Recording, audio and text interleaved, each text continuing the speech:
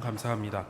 시간 담임 목사님께서 드린 예물 위에 축복 기도해 주시고 야곱의 신앙 회복이라는 제목으로 하나님의 말씀 대언하십니다.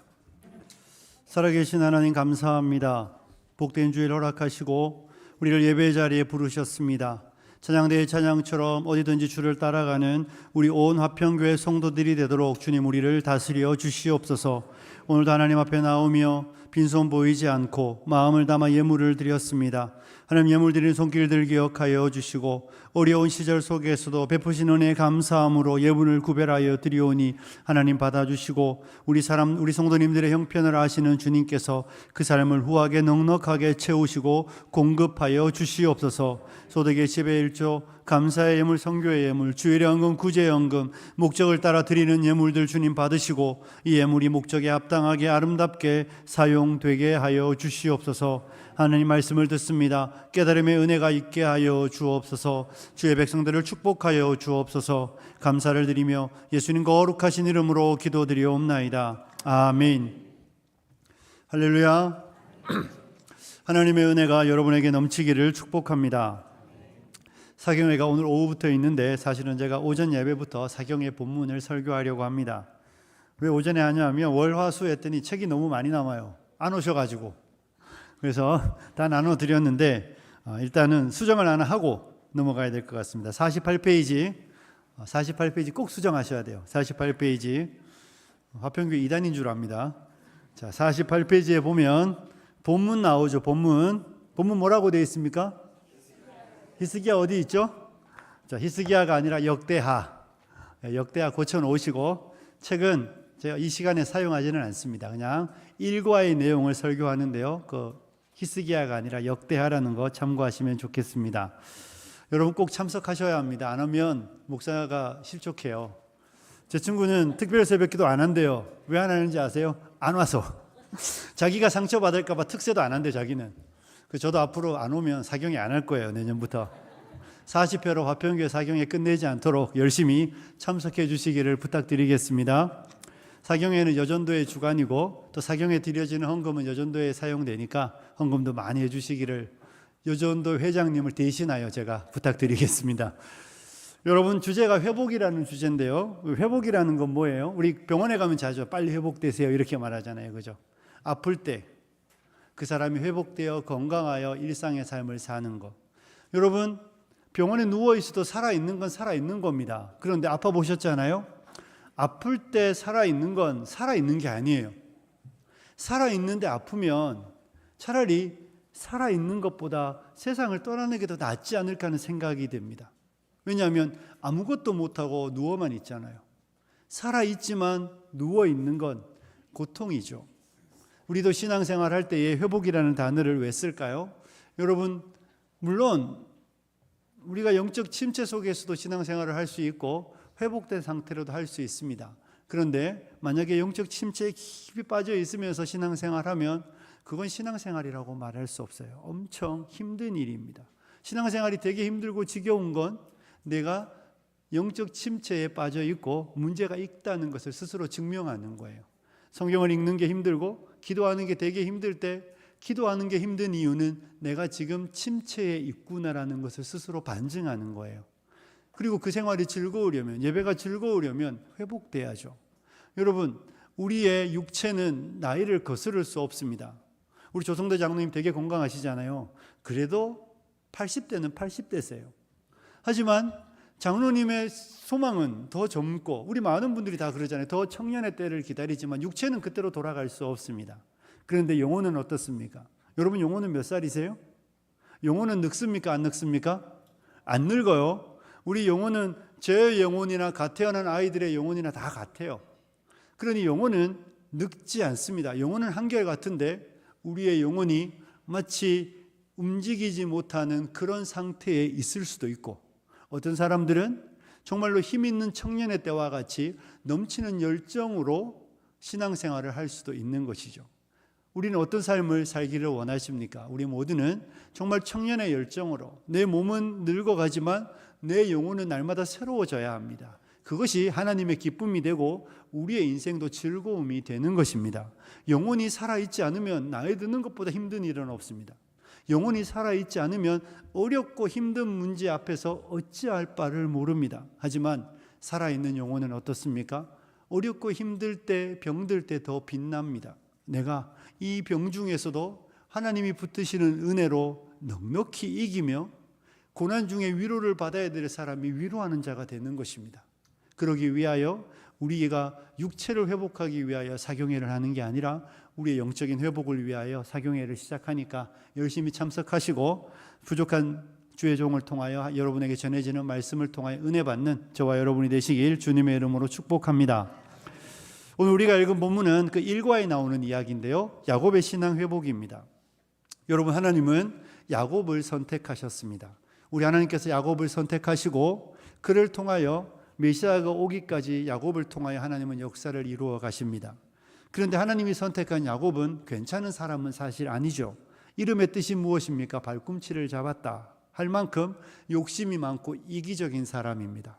팥죽 한 그릇으로 형으로부터 장자의 명분을 사고 나이 많은 아버지를 속여 형이 받아야 되는 축복권을 가로챌 만큼 자기의 유익을 위해서라면 수단 방법을 가리지 않는 사람이 야곱이었습니다. 그런 야곱이 인생의 위기가 찾아와 형이 자기를 죽일지도 모른다는 두려움에 빠졌을 때에 그는 외삼촌이 있는 밧단 아람으로 갔습니다. 그는 밧단 아람으로 갈 때에 돌아올 수 있을지 없을지 확신이 없었습니다. 하나님이 창세기 28장에 야곱에게 나타나서 야곱에게 말씀을 하셨습니다. 그때 야곱이 하나님, 나 무사히 돌아오게만 하시면, 이러면서 몇 가지 소원을 아뢰었습니다. 하나님은 야곱을 사랑하시고 택하셨기 때문에 그를 지키셨습니다. 밧단 아람에 갔더니 누가 있었습니까? 라반이 있었습니다. 야곱은 나쁜 놈인데 야곱보다 더 나쁜 놈이 거기 하나 있었습니다. 그의 삼촌, 평생 야곱도 사기꾼이었는데 이 삼촌은 한 수 더 강한 자였습니다. 어쩌면 우리가 이 땅을 살아가다가 나도 선하지 않은데 더 나쁜 놈을 만날 때, 내가 나쁜 놈이구나, 그래서 하나님이 더 나쁜 놈을 내게 붙이셨구나, 이렇게 생각하면 될 때가 참 많이 있습니다. 아무튼 하나님은 그 삼촌으로부터 20년의 시간 동안 늘 야곱을 향하여 거짓말하는 그 삼촌으로부터 야곱을 지켜주셨습니다. 야곱은 이제 20년쯤 지났을 때에 도망하죠. 삼촌이 없는 틈을 타서 자기의 아내들과 자식들과 가축들을 데리고 도망하여 다시 자기가 떠났던 가나안 땅으로 돌아오게 되었습니다. 그런데 삼촌이 그 소식을 듣고 야곱을 추적해 오기 시작했습니다. 야곱이 삼촌을 만나면 모든 것을 잃을 수도 있는 상황이었는데 그 상황을 하나님께서 꿈에 라반에게 나타나셔서 야곱에게 아무것도 하지 말고 손대지 말라고, 하나님께서 꿈을 통하여 라반을 경고하심으로 야곱은 외삼촌 라반의 공격으로부터 보호받게 되고 안전하게 약속의 땅으로 들어오는 1차 관문을 통과했습니다. 하지만 야곱에게는 더 큰 어려움이 하나 놓여 있었습니다. 그게 누구입니까? 형 에서였습니다. 자기가 가로챈 축복권, 자기가 가로챈 축복, 이제 그 형 에서를 만나면 형이 자기를 어떻게 할지도 모르는데 형이 400명과 함께 온다는 이야기가 야곱에게 들렸습니다. 죽을지도 모르는 상황에 놓여 있었던 그 야곱의 문제를 하나님이 또 해결하여 주셨습니다. 하나님이 형과의 갈등의 문제를 하나님이 친히 개입하셔서 해결하여 주셨기 때문에 야곱은 떠났던 밧단 아람에서부터 다시 가나안 땅으로 돌아오게 되었습니다.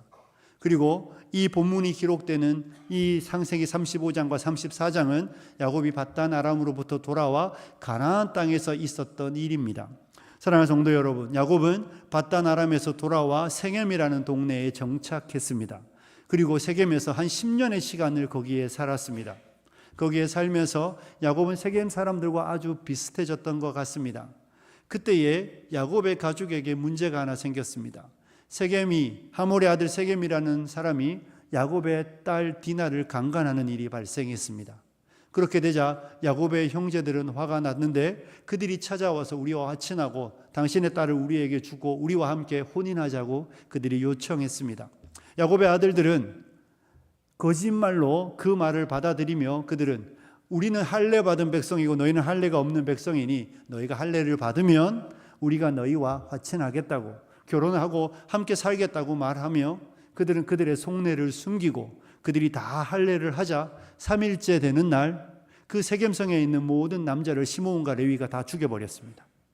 그리고 나자 이 야곱의 가족은 두려움에 휩싸였습니다. 여러분, 한 성의 남자들을 다 죽였으니 그 주변에 있는 성들이 같은 민족들이었으니 그들이 야곱의 가족들에게 해를 가할 수도 있는 상황에 놓이게 되었습니다.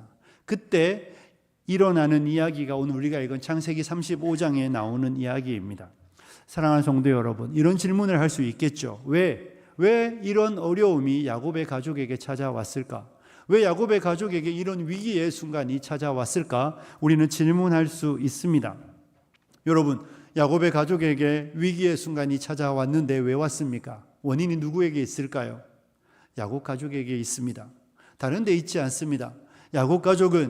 야곱은 하나님이 그에게 큰 은혜를 베풀어 주셨다는 것을 몸으로 다 경험했습니다. 그는 그의 삶의 체험으로 하나님의 은혜를 친히 경험한 사람이었습니다.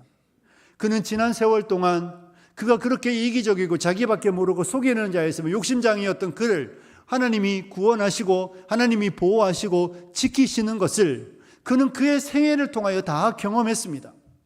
그럼에도 불구하고 그는 하나님과의 맹세를 이행하지 않으며 하나님의 은혜를 잊어버린 자처럼 살아가고 있는 것이 야곱의 모습입니다. 창세기 28장에 가면 야곱이 형으로부터 도망하여 밧단 아람으로 떠날 때에 베델에서 이렇게 맹세하거든요. 하나님이 나타나서 말하니까 하나님, 내가 가는 이 길에서 하나님이 나를 지키시고 내게 먹을 것과 입을 것을 주시고 다른 거 요구하지 않아요. 먹을 거 입을 거 그냥 이곳에 돌아오게만 해주시면, 내가 지금 떠나는데 언제 올지도 모르는데 하나님 저 돌아오게만 해주시면 이 돌로 주 여호와의 집이 되게 하고 내가 하나님께 소득의 10의 1조를 드리며 하나님께 제단을 쌓겠다고 야곱은 맹세했습니다. 야곱이 바랐던 것은 그냥 무사히 돌아오는 것이었어요. 그런데 하나님은 야곱을 단지 무사히 돌아오게만 하는 것이 아니라 그에게 가족을 이루게 하시고 그에게 자녀들을 주시고 수없이 많은 가축들을 주시고 그에게 부요한 은혜를 주셔서 그가 가나안 땅으로 다시 들어오게 되었습니다. 그 은혜를 받았음에도 불구하고 야곱은 마치 은혜를 모르는 자처럼 하나님에게 했던 맹세를 이행하지 않으며 그는 가나안 땅에 들어와 베델로 가지 않고 10년이라는 시간을 세겜에 머무르며 은혜 없는 자처럼 살아가고 있습니다. 그의 가족들은 어떻습니까? 여러분, 시므온과 레위가 그의 아들들이 세겜성 사람들을 속일 때 그들이 사용한 방식이 무엇이었습니까? 할례였습니다. 할례가 뭡니까? 언약 백성의 표였습니다. 하나님이 선택한 백성의 표인 할례를 이용하여 그들은 죄를 짓는 데 사용했습니다. 우리로 말하면 뭐예요? 하나님의 말씀을 이용하여 사기를 치려고 교회에 들어와서 내가 장로고 내가 집사고 권사라고 말하면서 자기의 신앙을 이용하여 교회 안에 사기치는 사람들 있잖아요. 그것과 똑같은 거예요. 할례를 이용하여 하나님이 그들에게 주신 선민의 표인 할례를 이용하여 그 성 사람들을 멸하려기 위하여 그들은 죄를 짓는데 하나님의 언약 백성의 표인 할례를 이용할 만큼 악한 자들이었습니다. 아버지도 아들들도 하나님의 은혜로 구원받았고 하나님의 은혜가 있었다는 것을 다 경험했음에도 불구하고 그들은 하나님의 은혜 없는 자인 것처럼 죄를 짓고 있는 것이 오늘 이 본문이 발생하게 된 이유입니다. 그들 안에 언약 백성의 모습이 하나도 없습니다. 그들 안에 택한 백성의 모습이 하나도 나타나지 않고 있습니다. 세겜성 사람들의 삶의 자리와 그들의 삶의 자리가 전혀 다르지 않은 것입니다. 하나님은 그들을 어떻게 사랑하셨는데 그들이 하나님에게 보이는 반응은 하나님의 은혜 없는 자처럼 살아가고 있는 것이죠. 그리고 그들의 그 삶의 자리에 위기가 찾아오게 된 것입니다. 사랑하는 성도 여러분, 성도로 살아가는 날들 동안 우리의 모든 위기가 우리의 죄 때문이라고 말할 수는 없습니다. 하지만 우리의 인생 속에 찾아오는 많은 위기들 속에 우리는 우리가 선하지 않은 모습으로 인한 결과물이라는 것도 경험하게 됩니다. 우리 가운데 간혹, 제가 보기에 그렇습니다. 간혹 열에 하나, 백에 하나 정도는 정말로 욥의 고난을 겪으시는 분들이 있습니다. 성경을 잘 모르시는 분들을 위해서 말씀드리면 너무 잘 살아가는데 고난당하는 분들이 있습니다. 너무 신실하게 살아가는데 어려움을 당하는 분들이 있습니다. 사도들의 고난이 그런 것이죠. 그들이 주님을 너무 잘 섬겼는데, 주님의 말씀을 너무 잘 따라가는데 그들의 인생에 고난이 찾아오는 분들이 있습니다. 그런데 그런 고난을 당하시는 분들은 목회를 하면서 느끼지만 많지는 않습니다. 많은 경우는 이 야곱의 고난과 비슷한 고난에 놓이는 것을 보게 됩니다. 하나님께서 은혜를 베풀어 주셨는데, 하나님이 우리를 사랑하여 주셨는데, 하나님의 은혜와 사랑을 받은 우리들이 하나님이 우리를 부르시는 자리로 가지 아니하고 언약 백성이라고 말은 하면서 세상 사람들과 다 같아져 있을 그때에 하나님께서 그들의 인생에 찾아오셔서 우리의 인생의 고난과 어려움과 위기의 순간을 허락하시는 것을 경험하게 되는 것입니다. 그러므로 모든 위기가 우리의 죄 때문은 아니지만 많은 위기가 우리의 죄 때문이라는 것도 사실입니다. 야곱의 위기는 스스로 선택한 길의 결과인 것이죠. 그가 하나님의 은혜를 그렇게 받았는데, 그가 하나님의 은혜를 그렇게 크게 경험했는데, 그들의 눈으로 보았는데, 그들의 삶으로 경험하고 체험했는데도 불구하고 하나님의 백성이 그 길로 돌아오지 않을 때 그들의 인생에 닥친 위기입니다. 여러분, 우리가 이런 질문을 할 수 있습니다. 그럼에도 왜 하나님은 이런 위기를 허용하실까요? 하나님은 왜 우리의 인생의 위기를 허용하십니까?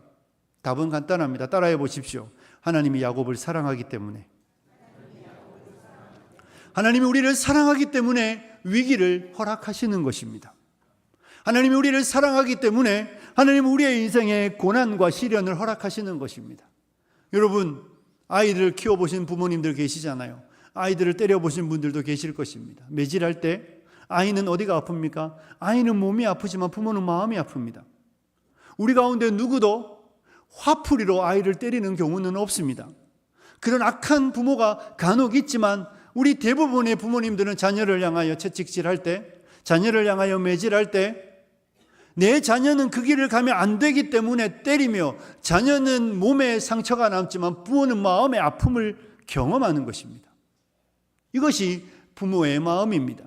때리는 모든 부모는 사랑하기 때문에 때리고 사랑하기 때문에 혼내는 것입니다. 사랑하니까 잔소리하잖아요. 물론 못 알아듣지만 여전히 변하지 않는 건 사랑하기 때문입니다. 우리 하나님께서 이 야곱의 인생의 고난을 허용하시고 위기를 허용하시고 성도로 살아가는 우리의 인생의 어려움과 시련을 허락하실 때 여러분, 이렇게 질문하시면 안 됩니다. 하나님은 왜 나를 사랑하지 않으실까? 하나님은 왜 나에게만 이런 고난을 주실까?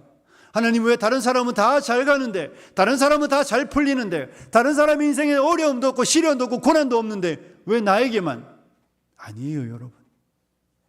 우리를 사랑하시는 하나님께서, 야곱을 사랑하시는 하나님께서 그의 인생의 어려움을, 위기를 허용하시는 것처럼 하나님 우리를 사랑하시기 때문에 저와 여러분의 인생의 고난을, 위기를 허락하신다는 것을 우리는 잊지 않아야 할 줄로 믿습니다. 우리 가운데 제일 미련하고 어리석은 사람은 삶의 환난과 고난과 역경과 위기의 순간을 맞이했을 때 하나님의 사랑을 의심하는 사람입니다. 그것보다 미련한 사람이 없습니다. 자녀가 부모로부터 맞으면서 엄마는 나를 사랑하지 않기 때문에 때리는 거야, 이렇게 결론 내리는 자녀가 있다면 얼마나 안타까운 자녀입니까? 그리고 집을 나가버리면 몇 년의 세월이 흐르는 동안 부모는 밤잠 이루지 못하고 속상해하며 마음 아파하잖아요. 그것보다 어리석은 결론이 어디 있습니까? 나를 사랑하지 않아서 나에게 매를 댔다고. 정말 그런 걸까요? 그렇지 않습니다. 우리를 너무 사랑하시기 때문에, 저와 여러분을 너무 사랑하시기 때문에 위기를 허락하시고 우리의 인생의 고난을 허용하시며 우리로 하여금 내가 누구인지와 내가 어느 길을 가야 되는지와 나의 삶의 방향이 어떠해야 되는지를 친히 가르치시기 위하여 하나님 마음 아프시지만 하나님 우리의 인생에 고난을, 시련을, 위기를 허용하신다는 것을 우리는 잊지 않아야 할 줄로 믿습니다. 그러므로 사랑하는 성도 여러분, 절대로 하나님의 사랑을 의심하시지 마십시오. 여러분의 인생에 무엇을 잃어버려도, 그것이 얼마나 소중한 것이어도 하나님은 여러분을 사랑하시기 때문에 그 길을 어쩔 수 없이 우리의 인생을 이끌어 가시는 것입니다. 그러므로 하나님의 사랑을 의심하지 말고 하나님의 자녀로서 내가 하나님의 사랑을 받고 있다는 것을 기억하시는 우리 모든 성도님들이 되시길 축복합니다. 야곱의 가족이 위기를 맞았을 때에 하나님은 그들에게 요청하는 것이 1절의 말씀입니다. 우리 1절을 같이 한번 읽어볼까요? 같이 읽겠습니다. 시작.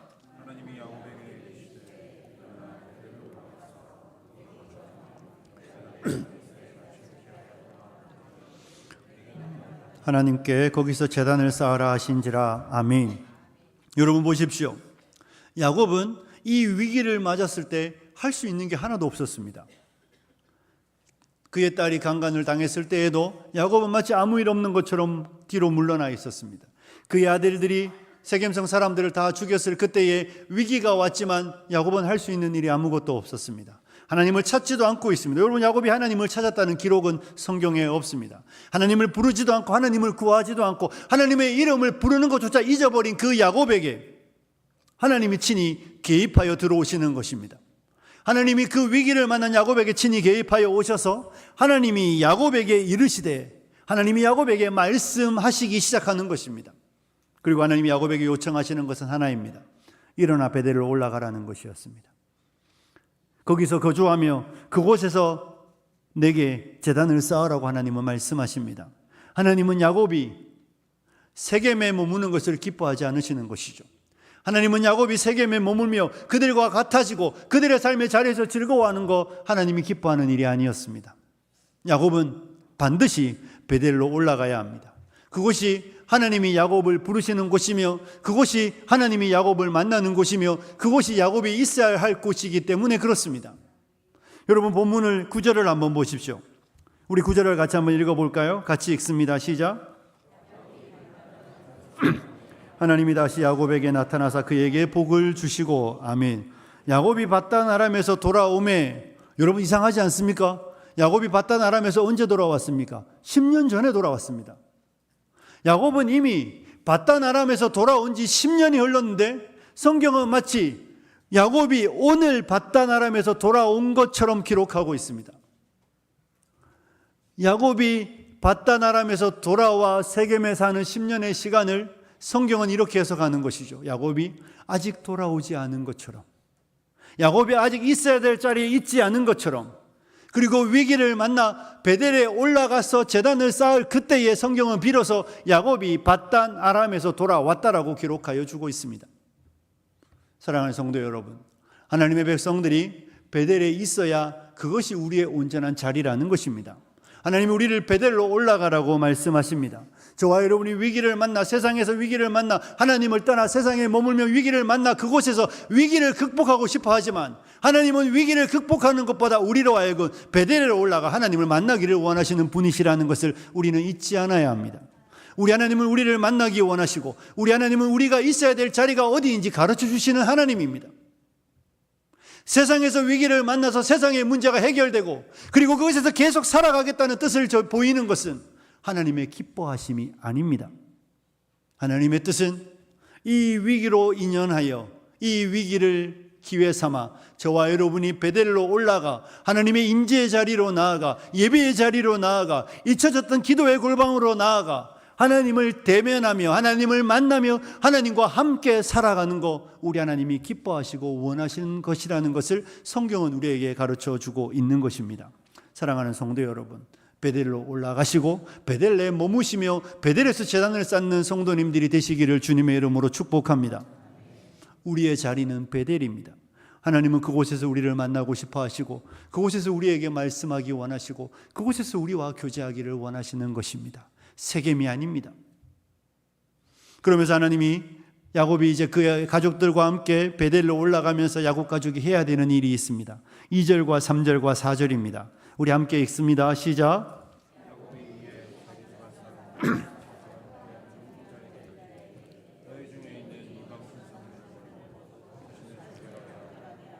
너희들의 의복을 바꾸어 입으라. 우리가 일어나 베델로 올라가자. 환난 날에 내게 응답하시며 내가 가는 길에서 나와 함께 하신 하나님께 내가 거기서 제단을 쌓으려 하노라 하매 그들이 자기 손에 있는 모든 이방 신상들과 자기 귀에 있는 귀고리들을 야곱에게 주는지라. 야곱이 그것들을 세겜 근처 상수리 나무 아래에 묻고. 아멘. 그들이 베델로 올라가기 위해 해야 되는 것은 무엇입니까? 그들에게 있는 이방의 우상들을 다 버려야 합니다. 그들이 세겜에 머물며 세겜 사람들과 동화되어 그들이 섬기는 이방 신들을 섬기고 귀걸이를 장식하고 여러 가지 장신구를 장식하며 그들이 마음으로 섬겼던 그 이방의 모든 신상들을 모아 묻고 그들의 의복을 정결하게 하고 그들은 베델로 올라가야 합니다. 위기를 닥쳤으니 위기를 극복하는 문제가 우선이니 그냥 그대로 주님께로 나아가는 것이 아니라 하나님을 만나기 원한다면 하나님 앞에 먼저 정결함으로 나아와야 한다는 것입니다. 여러분, 그 우상 가운데에는 아마 라헬이 자기 아버지 라반에게 훔쳐온 드라빔도 있었을 것입니다. 야곱은 지난 세월 라헬이 그것을 훔쳐왔는지 아마 모르고 있었을지도 모릅니다. 그런데 그 세월 동안 그들이 섬기던 그 모든 우상들이 드러나는 것이죠. 야곱은 할아버지 아브라함이, 아버지 이삭이 하나님을 섬기는 걸 그의 눈으로 보았습니다. 그들이 하나님을 어떻게 섬겨야 하는지, 하나님의 형상을 다른 것으로 바꾸면 안 된다는 걸 다 눈으로 보고 경험했음에도 불구하고 야곱의 가족은 세상 사람들과 전혀 다르지 않은 모습으로 언약 백성이라는 이름은 가졌지만 여전히 죄로 가득 차 있는 그들의 삶의 모습이 오늘 본문에 그대로 드러나는 것을 우리는 보게 됩니다. 사랑하는 성도 여러분, 우리가 주님을 만나기 위하여 베델로 올라갈 때 우리의 우상들을 다 제거해야 합니다. 우리 이렇게 말할 수도 있겠죠. 목사님, 저는 우상이 없어요. 제가 무슨 우상이 있습니까? 저 이렇게 예배 잘 드리는데. 여러분, 우상이 뭡니까? 우상은 하나님보다 더 사랑하는 모든 것이 우상입니다. 우상이 뭐라고요? 하나님보다 더 사랑하는 모든 게 우상입니다. 금요일에 제가 여러분에게 금요 예배 때 설교하면서 디모데후서 3장 1절부터 5절의 말씀을 전했습니다. 거기 보면 이렇게 나오고 있습니다. 바울이 디모데에게 권면합니다. 너는 이것을 알라. 말세에 고통하는 때가 이를 것인데 사람들이 자기를 사랑하고 돈을 사랑하고 쾌락을 사랑하기를 하나님 사랑하는 것보다 더 한다고. 목회하는 디모데에게 네가 당하게 될 고통이 무엇인가 하면 너의 양무리들이, 네가 섬기는 양무리들이 하나님을 사랑해야 되는데 그들이 하나님보다 자기를 더 사랑하고, 그들이 하나님을 사랑해야 되는데 하나님보다 돈을 더 사랑하고, 그들이 하나님을 더 사랑해야 되는데 그들이 쾌락을 더 사랑하는 것, 그리고 그것이 너의 삶의 고통이 될 것이라고 말하고 있습니다. 사랑하는 성도 여러분, 하나님보다 더 사랑하는 모든 것이 우상입니다. 간혹 교회 안에서 하나님의 이름을 이용하여, 하나님의 능력을 이용하여, 하나님의 권능을 이용하여 자기 사랑을 이루고 싶어하는 분들이 있는 것을 봅니다. 내가 더 잘되고 내가 더 높아지고 하나님의 이름과 능력을 이용하여 나라는 존재에 더 성취를 이루기 원하는 사람들이 있습니다. 그들은 이미 하나님을 사랑하는 게 아니라 자기를 사랑하고 자기가 그의 우상입니다. 하나님의 이름을 이용하여 더 많은 돈을 벌고 싶어하는 사람들이 있습니다. 하나님의 능력을 이용하여 더 많은 부요함을 갖고 싶어하는 사람들이 있습니다. 그것도 이미 돈이 그들에게 우상입니다. 하나님을 사랑한다고 말하면서 쾌락을 쫓아가며 세상의 즐거움을 위하여 살아가는 사람들이 있습니다. 그것도 이미 쾌락이 나에게 우상이 되어 있는 것입니다. 그러므로 여러분, 자기를 사랑하고 돈을 사랑하고 쾌락을 사랑하면서 하나님께로 나아온들 하나님이 그 사람에게 은혜를 주시겠습니까? 감사합니다, 권사님. 하나님 절대 주지 않으십니다. 하나님이 하나님 앞에 하나님보다 더 사랑하는 걸 놓고 우리 가운데 많은 사람은 자녀들이 나의 우상이 될 수 있습니다. 그것을 하나님 앞에 놓고 하나님 나에게 은혜를 달라고, 하나님 내게 하나님의 은혜의 말씀을 달라고 안 들립니다. 하나님을 만나기 원하고 하나님의 그 놀라운 은혜를 경험하기 원하며 우리의 인생의 위기를 넘어가려고 할 때 우리가 해야 되는 일들은 자기를 살피며 내가 하나님보다 더 사랑하는 것이 있는지 없는지를 확인하는 일입니다. 대부분 있습니다. 은밀한 죄들이 대부분 있습니다. 사람들은 아무도 알지 못하여 나를 경건한 사람이라고 생각하지만, 사람들은 아무도 알지 못하여 나를 괜찮은 목사라고 생각하지만, 은밀한 중에 보시는 내 하나님은 내 마음의 생각과 내 마음의 모든 것들을 감찰하고 알고 계시며 내가 은밀하게 행하는 그 모든 것들을 다 아시며 그것이 하나님 앞에 죄라는 것을 보여주시는 것입니다. 그러므로 사랑하는 성도 여러분, 베델로 올라가 위기를 극복하려고 할 때에 우리가 해야 되는 가장 중요한 일은 우리의 우상들을 제거하는 것입니다. 내가 더 사랑하는 것들을 다 상수리 나무 아래 묻어야 합니다. 나를 향한 지독한 자기 사랑을 내려놓아야 하며 돈과 쾌락을 향한 집요한 내 안에 있는 사랑들, 내가 돈을 벌어 하나님을 섬기면 안 됩니다. 그 방식은 아니에요. 없어도 섬겨야 하고 있어도 섬기는 것이지, 더 많이 가져서 그런 방식이 아닙니다. 하나님보다 더 사랑하는 모든 것들을 내려놓고 주님이 부르시는 베델을 올라갈 때에 우리의 인생의 문제들이 풀리기 시작하는 것입니다. 여러분 보십시오. 우리 5절을 한번 읽어볼까요? 같이 5절을 읽습니다. 시작.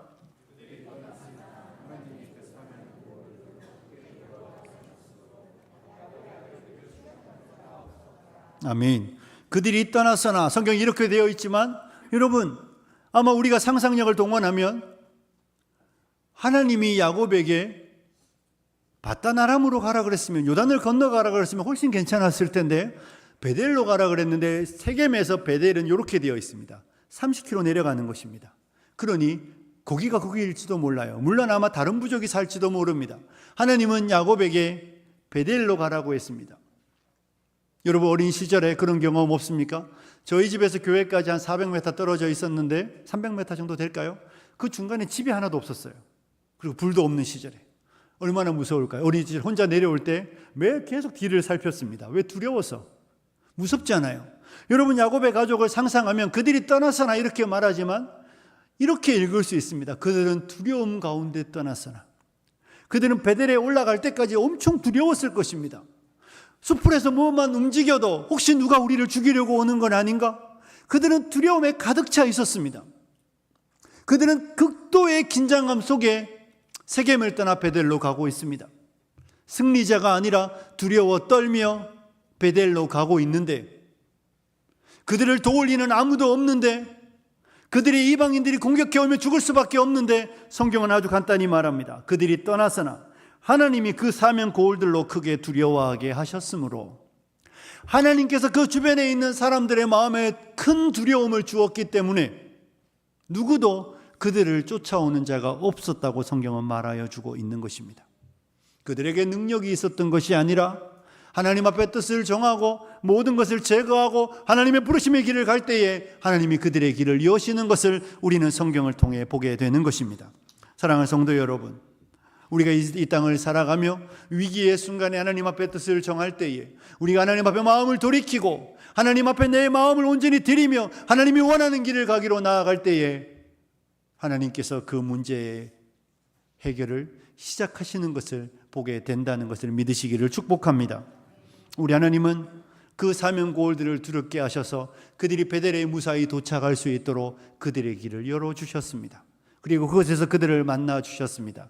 그리고 그곳에서 다시 야곱에게 그가 누구인지, 그를 향한 하나님의 계획이 무엇인지 아주 분명하게 가르쳐 주고 있습니다.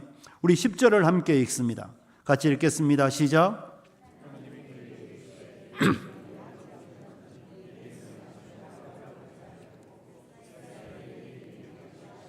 그가 그의 이름을 이스라엘이라 부르시고. 아멘.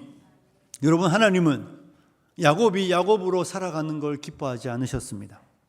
하나님은 하나님의 택한 백성이 속이는 자이며 이기적인 자이며 자기밖에 모르는 자이며 누구가 고통을 당하든 말든 상관없이 나의 유익을 위해서라면 수단 방법을 가리지 않는 그런 죄를 짓는 자의 길을 걸어가며 살아가는 걸 하나님 기뻐하지 않으십니다.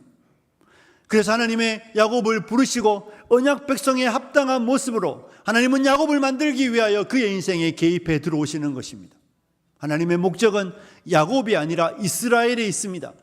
하나님과 겨루어 이긴 자, 하나님의 존귀한 자가 되는 것, 이것이 하나님의 목적에 있다는 것을 우리는 배우게 되는 것입니다.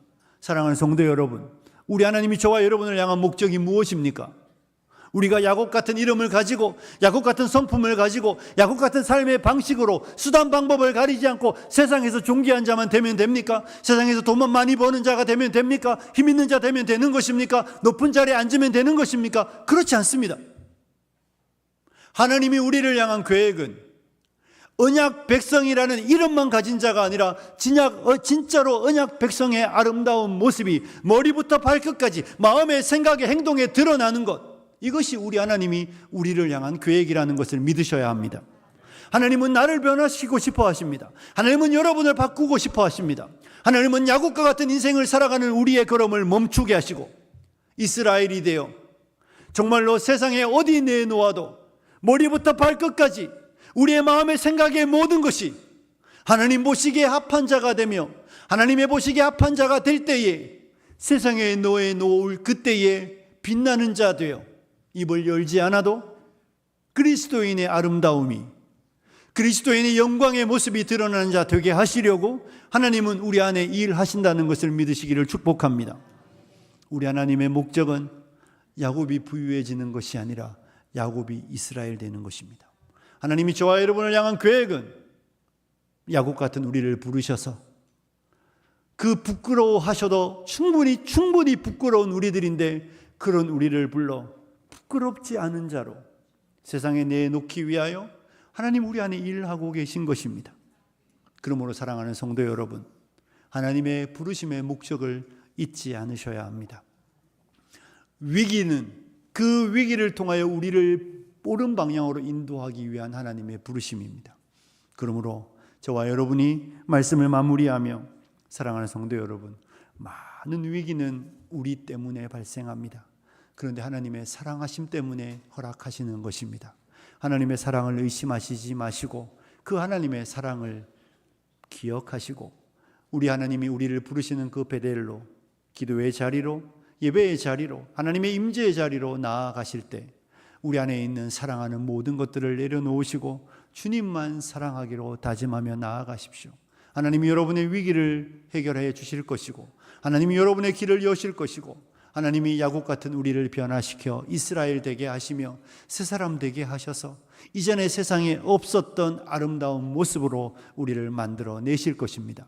그런 은혜를 누리시며 이스라엘과 같은 영광을 얻으시는 우리 온 성도님들이 되시길 주님의 이름으로 축복합니다.